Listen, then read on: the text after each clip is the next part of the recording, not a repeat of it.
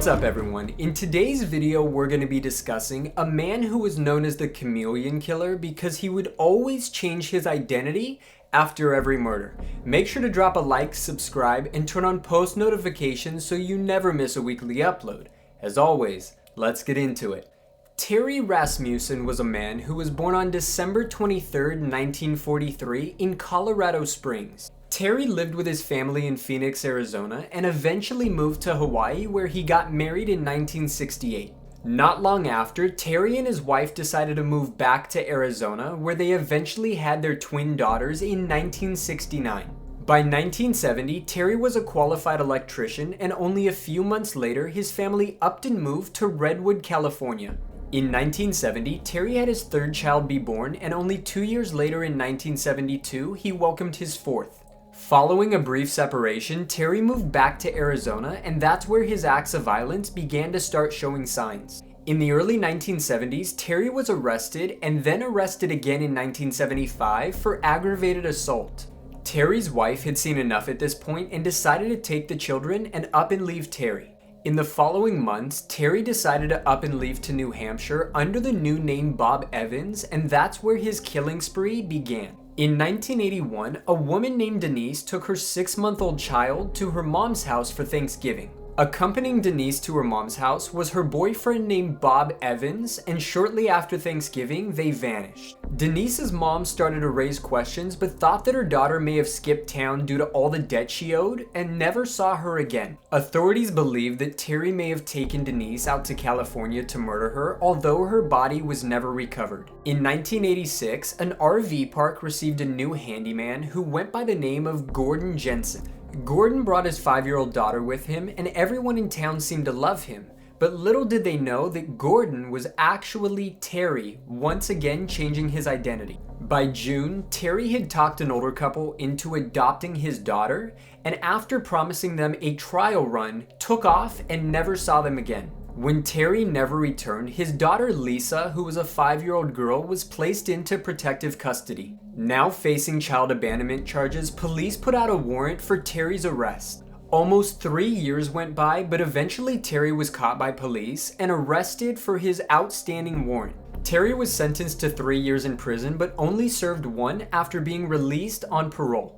Terry violated his parole the very next day and then went missing for more than 8 years. His daughter Lisa had been adopted, and then in 1989 he was arrested for driving a car that was uninsured. When police pulled Terry over, he told them that he had no driver's license with him, so his parole violation went undetected. Terry had no idea how he pulled that off, but eventually changed his name to Larry Vonner. In 2000, there was an ongoing investigation when a child and a woman were found in barrels completely deceased. One detective who was unhappy with the results decided to go back to the barrels and begin searching for some more evidence. When they looked inside one of the barrels, they noticed that the young girl still had both of her legs attached. The detective started looking around and noticed that there was not only a 2 to 3-year-old girl inside the barrel, but also a baby at the bottom wrapped up in plastic.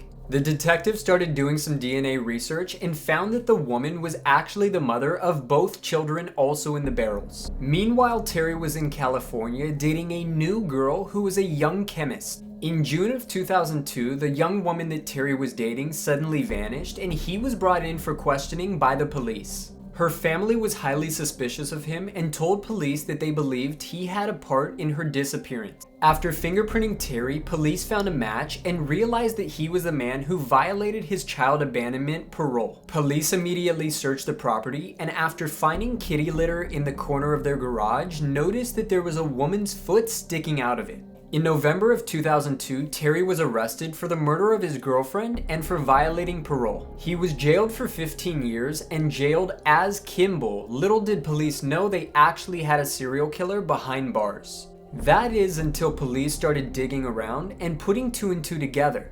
They realized that Terry may have something to do with the people who were deceased in the barrels a few years prior. Police took a DNA sample of Terry and matched it to the little girl who he abandoned all those years prior. The results did not match, so police suspected that Terry probably abducted this little girl. Although police started questioning Terry, he would not tell them who the little girl actually was. In 2003, authorities launched a case to discover who this little girl's family actually was. But in 2010, the Chameleon killer died behind bars without ever facing justice for a fraction of the awful deeds that he committed. Police eventually found that Terry's own daughter was the 2-year-old girl that they found in the barrel deceased. When police were connecting the dots on this case a few years later, they found that a family on Ancestry.com had been searching for their daughter for many years. After doing some genealogy and background research, they were able to take DNA samples from one of the girls that they found deceased in the barrel. There was a direct match, which means that Terry had killed their daughter and they didn't know for over 10 years.